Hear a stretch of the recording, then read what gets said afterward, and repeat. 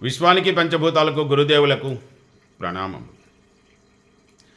ఒకసారి బుద్ధ భగవానం దగ్గరికి ఒక ఆమె ఏడ్చుకుంటూ వెళ్ళిపోయి, స్వామి మీరే నన్ను రక్షించాలా, మీరే నన్ను కాపాడాలి, మా ఆయన చనిపోయినాడు, మీరు మంత్రం వేస్తే మా ఆయన బతుకుతాడు, నాకు చిన్నపిల్లలు ఉన్నారు, చాలా ఇబ్బంది అవుతుంది, తను లేకపోతే పెద్ద దిక్కు లేకపోతే అని చాలా పరిపరి విధాలుగా ప్రార్థిస్తుంది. అప్పుడు బుద్ధ భగవానుడు చనిపోయిన వారిని బతికించటం నాకు రాదమ్మా అని చాలా విధంగా చెప్తే ఆమె నమ్మదు. లే సమయం మీరు వస్తానే బతుకుతాడు, మీరు రానే రావాలంటారు. సరే మాటలైతే మంత్రి ఇచ్చిస్తాను, ఎవరింటికన్నా వెళ్ళి ఆవాలు ఒక పిటికటి తీసుకురామ్మా అంట. అదెంతసేపు స్వామి, వెంటనే తెస్తానంటే, సరే మా ఒక్క నిమిషం, ఒక కండిషన్, ఆ ఇంట్లో ఇంతవరకు ఎవరు చనిపోకోకుండా ఉండాలా, అదొక్కటి కండిషన్ అమ్మా, అలా చనిపోకోకుండా ఉన్న వాళ్ళ ఇంట్లోనే తీసుకురామ్మా అన్నంట.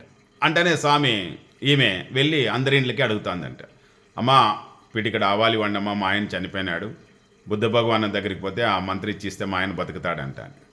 సరే వాళ్ళు తీసుకొని వచ్చే లోపల ఒక మాట అడుగుతుందంట, ఇంతవరకు మీ ఇంట్లో ఎవరు చనిపోలేదని. ఎందుకు చనిపోలేదు? మా నాయన చనిపోయినాడు, మా మామ చనిపోయినాడు, మా అత్త చనిపోయింటుంది. సరే అక్కడి నుంచి వద్దులేమని వేరే వాళ్ళ ఇంటికి వెళ్ళిపోయినాడంట. ప్రతి ఒక్కరిని ఇదే అడుగుతుందంట ఆమె. ప్రతి ఇంట్లోనూ ఏదో ఒకటి, మా నాన్న చనిపోయినాడు, మా తాత చనిపోయినాడు, మా అవ్వ చనిపోయింది, మా ముత్తాత చనిపోయినాడు, మా వారు చనిపోయినా, ఇవే చెప్తూ ఉన్నారంట. అప్పుడు బుద్ధ భగవాన్ దగ్గరికి పోయినంట, స్వామి ఎక్కడా లేదు స్వామి, ఎక్కడో ప్రతి చోట ఎవరెవరు చనిపోతున్నారు అన్నంట. అదేనమ్మా చెప్పేది నేను, నా మాట మీరు వినలేదు. పుట్టిన ప్రతి వ్యక్తి గిట్టకంటే చనిపోక తప్పదు. అంత మాత్రం చేత చనిపోయిన వారి గురించి మీరు విచారించాల్సిన అవసరం లేదు. ఈ శరీరం అశాశ్వతమైనది, నీటి బుడగ లాంటిది, ఎప్పుడు ఉంటుందో ఎప్పుడు పోతుందో తెలియదు. వచ్చేటప్పుడు కట్టుగుడ్డలతో లేకోకుండా వస్తాము, వెళ్ళేటప్పుడు కూడా శ్మశానం కట్టుగుడ్డలు లేకుండా వెళ్ళిపోతాము. మనము ఇంత అశాశ్వతమైన ఈ జీవితం కోసము చాలామంది అహంకారంగా, మూర్ఖంగా, మూఢంగా, విచక్షణ జ్ఞానం లేకుండా ఎదుటి వారిని ఎప్పుడు బాధ పెడుతూ, ఇబ్బంది పెడుతూ, గురి చేస్తూ అనరాని మాటలు అంటూ ఉంటారమ్మా.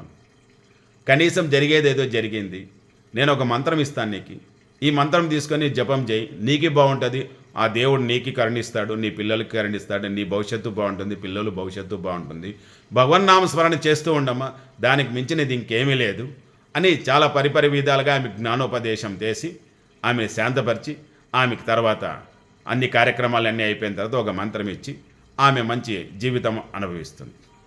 హరి ఓం. విశ్వానికి పంచభూతాలకి గురుదేవులకు కృతజ్ఞతలు.